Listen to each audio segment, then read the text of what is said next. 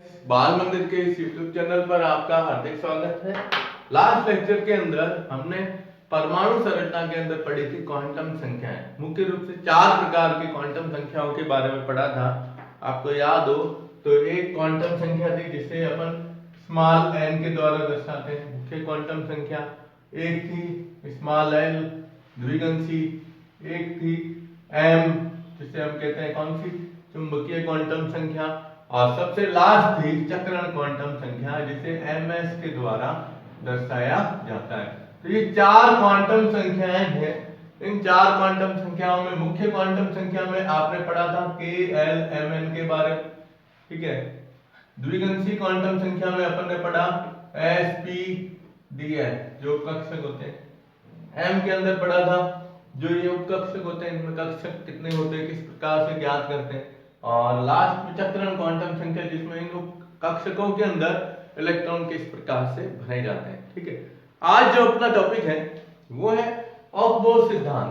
Part का last topic है of-bore. Of-bore मतलब एक वर्ड दिया गया है जिसका मतलब होता है निर्माण करना किसी भी चीज का। तो इसके अंदर 3 नियम आएंगे, 3 पॉइंट आएंगे।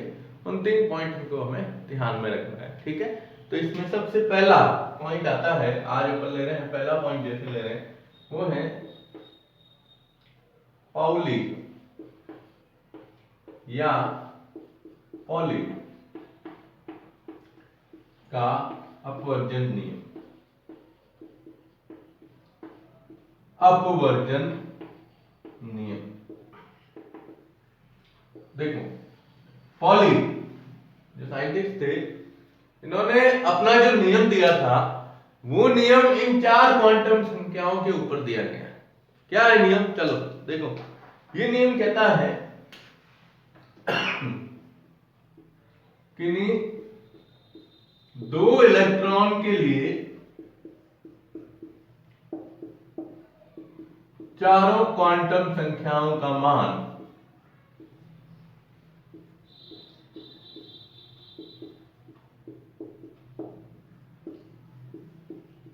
कभी भी समान नहीं होता है, कभी भी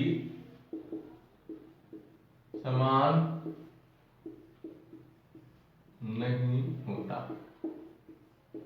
ये कह रहा है कि 2 इलेक्ट्रॉन अगर अपन लेते हैं तो उन 2 इलेक्ट्रॉन के लिए इन चारों क्वांटम संख्याओं मतलब मुख्य, द्विगंशी, चुंबकीय और चक्रण, इन चारों क्वांटम संख्याओं का मान कभी भी 2 इलेक्ट्रॉन के लिए समान नहीं होगा।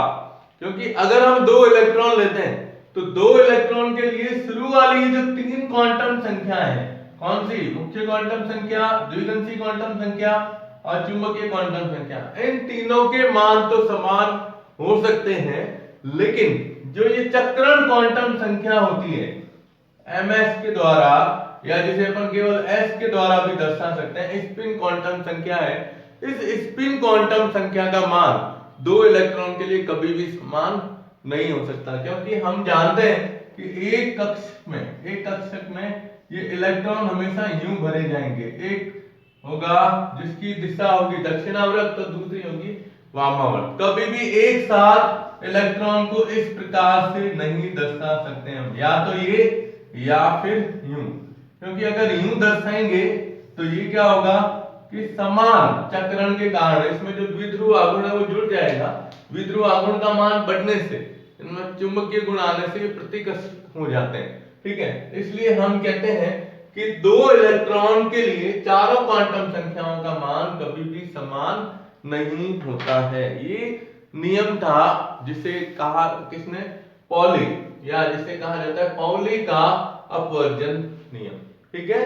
तो वापस सुन लो कि 2 इलेक्ट्रॉन के लिए चारों क्वांटम संख्याओं का मान समान नहीं होता है। समझ में आया? ओके, चलिए इसका स्क्रीनशॉट ले लो। ओके, अब देखिए दूसरा नियम है, वो नियम है इलेक्ट्रॉन के लिए कि जो ये कक्षक होते हैं इन कक्षकों में इलेक्ट्रॉन को किस प्रकार से भरा जाता है उसके लिए।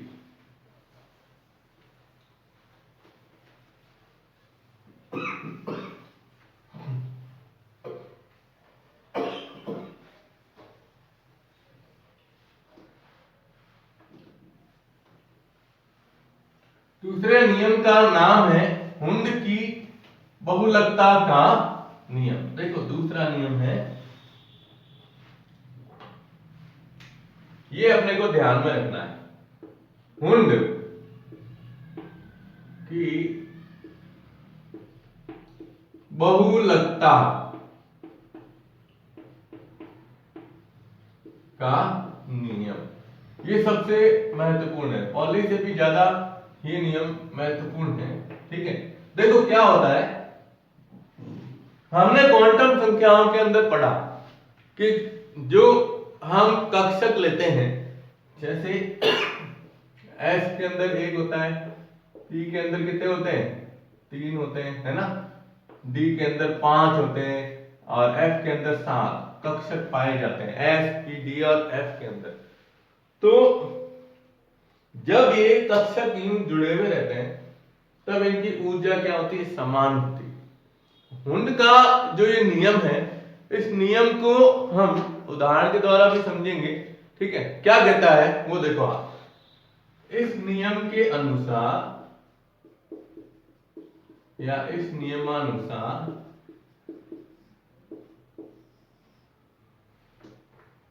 इलेक्ट्रॉन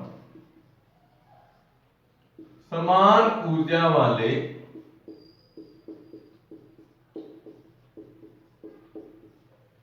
कक्षकों में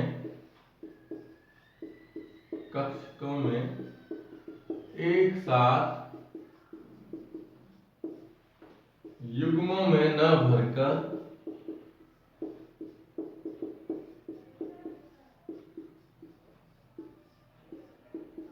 पृथक पृथक भरे जाते हैं।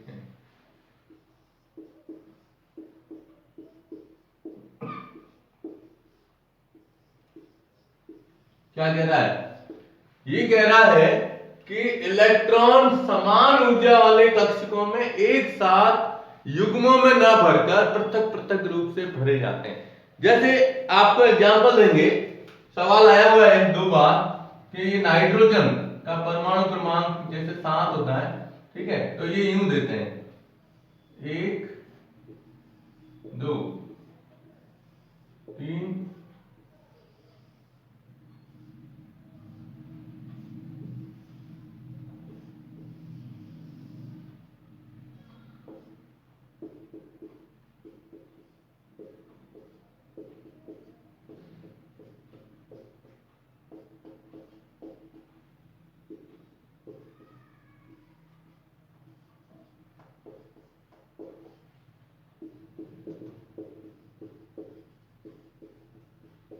देखो ये एग्जाम्पल यूं देते हैं, ध्यान लिखिएगा। पहले तो नियम क्या कहता है कि इलेक्ट्रॉन को एक साथ युग्मों में न भरकर पृथक पृथक रूप से भरा जाता है। ठीक है, अब यहां देखो आप, समान ऊर्जा वाले कक्षक, समान ऊर्जा वाले कक्षक का मतलब जैसे हम यहां इलेक्ट्रॉनिक विन्यास ले रहे हैं 2p3 लास्ट में, है ना, तो p के अंदर 3 होते हैं कक्षक ये, और यहां पर आपको 2 स्थिति बताई गई। पहली स्थिति में ये जो 3 इलेक्ट्रॉन है इनको एक एक करके अलग अलग दर्शाया गया है। ठीक है, और दूसरी स्थिति में आप देख रहे हो कि एक में 2 भर दिए, एक में 1 रह गया, 1 3 और 1 खाली रह गया है। अब पूछते क्या है, इन दोनों में ये वाला सही है और ये वाला गलत है, कारण बताओ कि भाई ये पहली वाली संरचना सही है और दूसरी वाली गलत है, इसका क्या कारण हो सकता है ना। तो यहां पर हमें कारण जो बताना है वो कारण ये नियम बताना है। ये नियम क्या कह रहा है कि इलेक्ट्रॉन समान ऊर्जा वाले कक्षकों में एक साथ युग्मों में न भरकर, यानी पहले ऐसा नहीं करना है कि P के अंदर 3 इलेक्ट्रॉन है तो पहले 2 भर दिए और फिर 1 इलेक्ट्रॉन पीछे भर दिया जैसे इसमें दिया गया है। तो ये क्या कह रहा है, युग्मों में न भरकर पृथक पृथक रूप से भरे जाते हैं। पृथक पृथक रूप का मतलब ये हुआ कि P के अंदर 3 इलेक्ट्रॉन है ना, तो पहले 1 1 1 ऐसे भरे जाएंगे, उसके बाद अगर संख्या बढ़ती है, जैसे अपन उदाहरण लेते हैं आगे, जैसे मान लो आपको दिया कि एक ऐसा परमाणु है, ठीक है, जैसे अपन लेते हैं 3d7, अगर किसी परमाणु के अंदर विन्यास में 3d7 आ रहा है, तो d के अंदर 7 इलेक्ट्रॉन है, तो d में कितने हैं 5 होते हैं ना, ये कक्षक 1 2 3 4 और 5। अब 5 कक्षकों में 7 इलेक्ट्रॉन भरने, तो आप जब इलेक्ट्रॉन भरोगे ना तो इलेक्ट्रॉन एक निश्चित क्रम में और इस नियम को ध्यान में रखते हुए ही भरना है। 7 है ना, तो पहले एक इलेक्ट्रॉन भरो यहां से, और बीच में कोई कक्षक छोड़ना भी नहीं है। ये एक, फिर ये दूसरा, फिर ये तीसरा, फिर ये चौथा और फिर ये पांचवा। ये 3 और 2 5 हो गए, ठीक है। अब 5 होते हैं तो 5 तो ही हो गए, लेकिन फिर भी 2 इलेक्ट्रॉन क्या हो गए बाकी रह गए। तो अब जो 2 इलेक्ट्रॉन भरोगे उसमें एक इलेक्ट्रॉन यहां से शुरुआत करोगे। ऐसा नहीं है कि एक इलेक्ट्रॉन यहां भर दिया, एक इलेक्ट्रॉन यहां, मर्जी से नहीं होगा, ये कंटिन्यू चलेंगे। तो ये 6 और ये 7, ये होता है 3d7। तो डी के अंदर 7 इलेक्ट्रॉन अगर होंगे तो इस प्रकार से भरे जाएंगे। तो ये नाइट्रोजन वाला एग्जांपल परीक्षा में पूछा गया है। इसमें आपको ये 2 संरचनाएं पूछी थी, केवल ये 2 संरचनाएं दी गई थी। कहा कि इसमें पहली, इन दोनों में से कौन सी संरचना सही है और क्यों, कारण बताओ। तो पहले तो आप इन दोनों में देख लो सही संरचना कौन सी है, और कारण जब पूछना है, बताना है, तो कारण को अपन किसके रूप में बताएंगे, हुंड की बहुलकता के नियम के द्वारा बताते हैं। तो हुंड की बहुलकता का नियम यही कहता है कि इलेक्ट्रॉन को एक साथ ऐसे युग्मों में न भरकर, कैसे, ये पृथक पृथक रूप से भरा जाता है। ठीक है, तो इसका स्क्रीनशॉट ले लो। ओके, और लास्ट इसका तीसरा नियम है जो है n+l नियम। n और l, यानी ये एक ऐसा नियम है जिससे हम तत्वों का जो इलेक्ट्रॉनिक विन्यास बनाते हैं, इलेक्ट्रॉनिक विन्यास के रूप में भी अपने को दर्शाया जाएगा इसके द्वारा।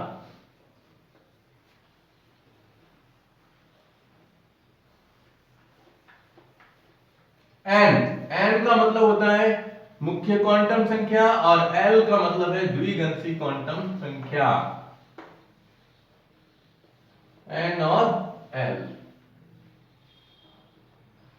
ठीक है। चलिए देख,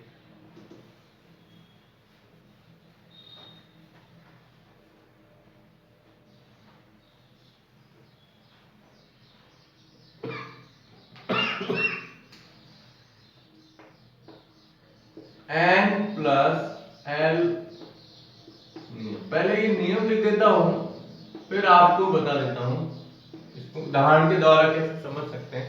ठीक है, यहाँ n ध्यान रखिएगा कौन सी है, मुख्य क्वांटम संख्या, ठीक है, और l जो है वो है द्विगंशी क्वांटम संख्या। ठीक है, नियम क्या कहता है, देखो ये कह रहा है कि उपकोष में इलेक्ट्रॉन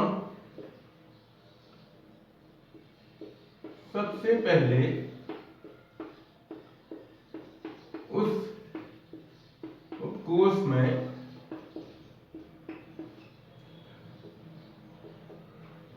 भरा जाता है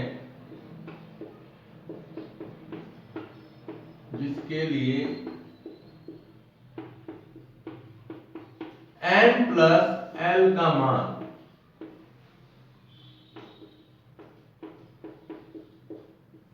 न्यूनतम होता है। सबसे पहली चीज ये कह रहा है कि अगर आपको देखो 2 उपकोष दिए गए होंगे, जैसे 2s 2p 4s 4p ऐसे करके दिया होगा, ठीक है, और कहेंगे अब इन दोनों में से इलेक्ट्रॉन पहले किस में भरा जाएगा। इलेक्ट्रॉनिक विन्यास आपने पढ़ा ना 10th में कि 1s 2s 2p 3s 3p, है ना। तो यहां ये कह रहे हैं कि इलेक्ट्रॉन सबसे पहले उस उपकोष में भरा जाता है जिसके लिए n+l का मान क्या होता है, न्यूनतम होता है।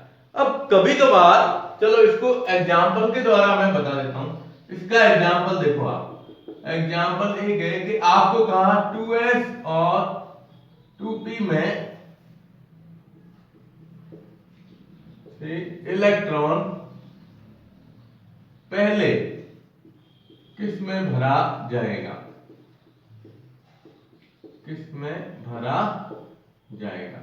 ये आपको सवाल दे दिया कि 2s और 2p में से इलेक्ट्रॉन पहले किस में आएगा, तो हमें यहाँ n+l नियम लेना है। देखो ये जो आगे वाली संख्या है, ये 2s 2p, ये तो होती है n का मान होता है, ठीक है। और पीछे जो s और p है, तो आपको पहले भी बताया गया है, s के लिए 0 से शुरुआत होती है, p का मान 1 होता है, d का मान 2 होता है और f का मान क्या होता है 3। ये l के मान दिए गए, है ना, द्विगंशी क्वांटम संख्या में अपन ने पढ़ा था। अब यहां आपको क्या करना है, ये लेना है n और ये लेना है l के रूप में।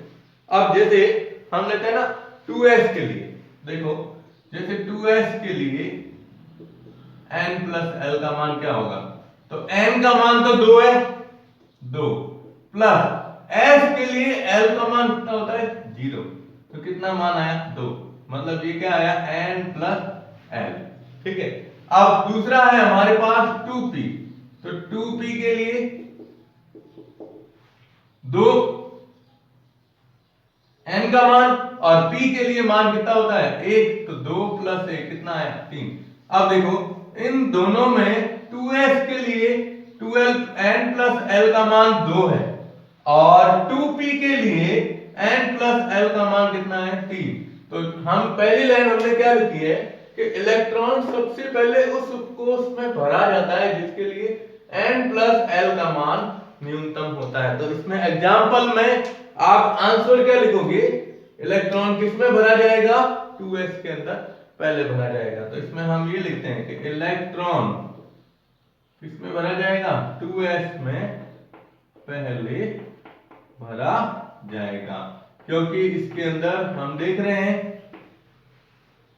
n+l का मान क्या आ रहा है, कम आ रहा है, ठीक है।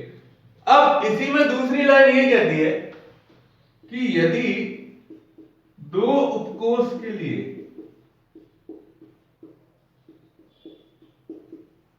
n+l का मान समान हो जाए तो इलेक्ट्रॉन उस उपकोष में भरा जाएगा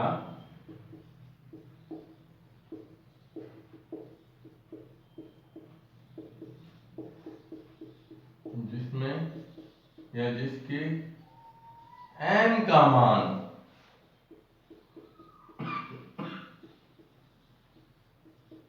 न्यूनतम हो। अब यहां आपको ये सेकंड, ये नियम पूरा एक ही है, ये सेकंड कंडीशन कहती है कि अगर आपको दो उपकोष दिए गए हैं और दोनों उपकोष के अंदर ऐसी कंडीशन हो जाए कि दोनों के लिए n+l का मान समान आ जाए, n+l का मान समान आ जाए, तो क्या करोगे आप। जैसे आपको ये एग्जांपल दिया, देखो ध्यान देना कि 4s और 3p में इलेक्ट्रॉन पहले किस में भरा जाएगा,